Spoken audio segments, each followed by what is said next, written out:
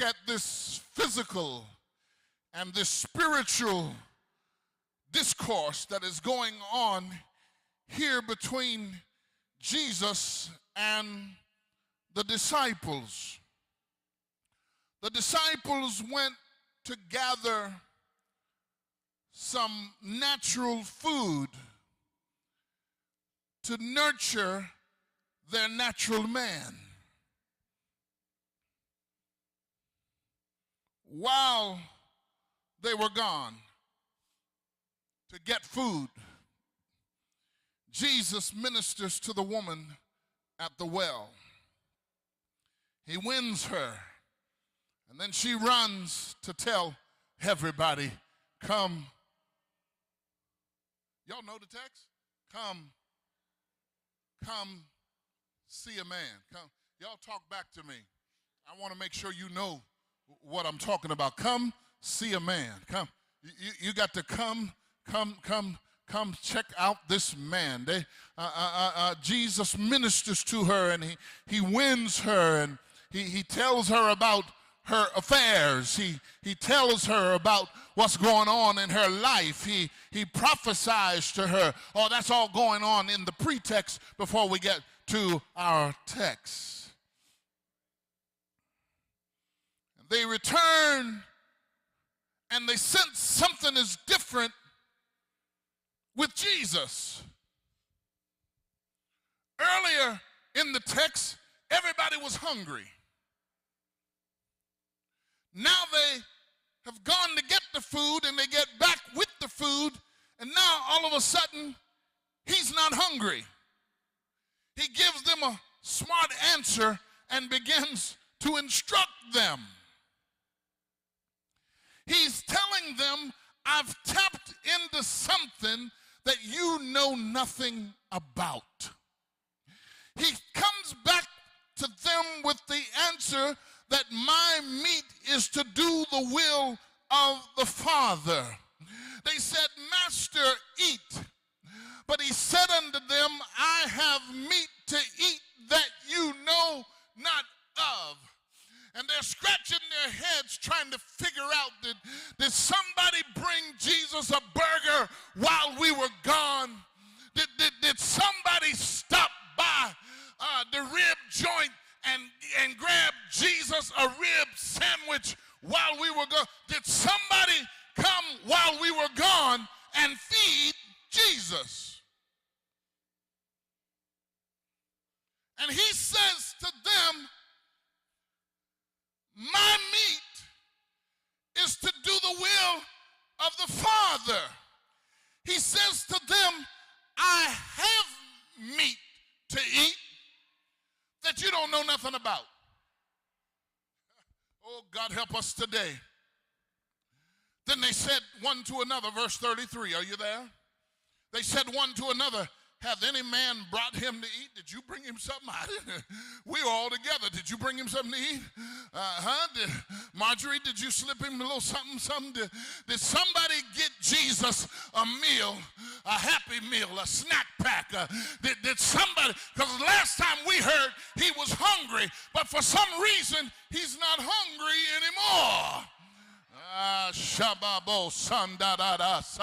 Has anybody brought him something to eat? And Jesus said unto them, my meat is to do the will of him that sent me and to finish his work. How do you feed a hungry God? Is to do the will of God. He said, my meat is to do the will of God. My meat is to be obedient to the Father who has sent me. My meat is to finish the work that I've started. And he says to them, where I'm trying to get, say not ye that there are 4 months, and then cometh harvest.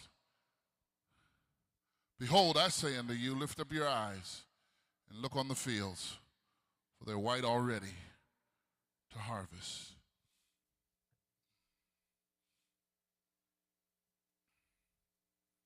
My meat is to obey.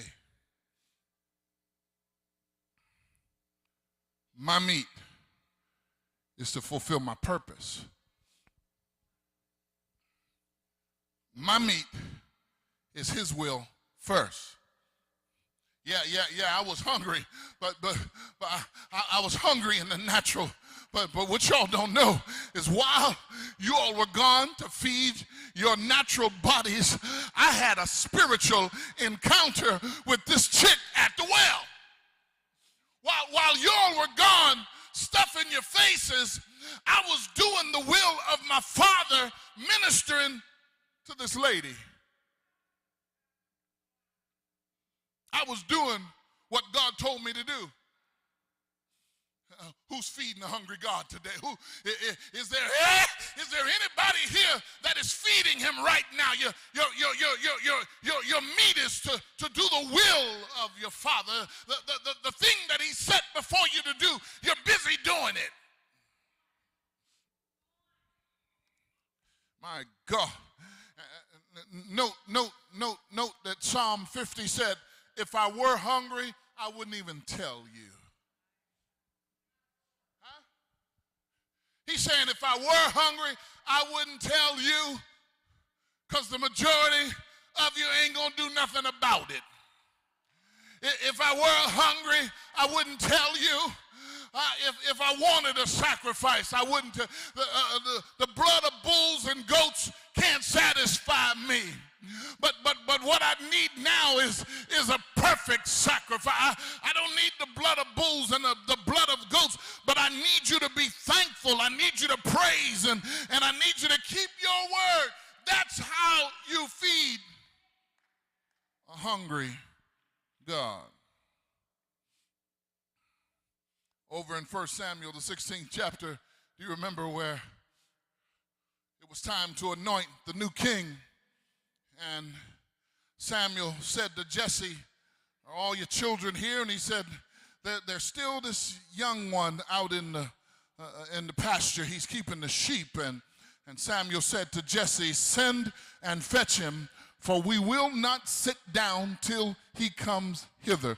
In other words, he was saying, I'm not going to sit down and dine. I'm not going to eat, in other words, until we first accomplish purpose. In other words, I can't be bothered with trying to feed my face. I can't be bothered with trying to eat at this very important time.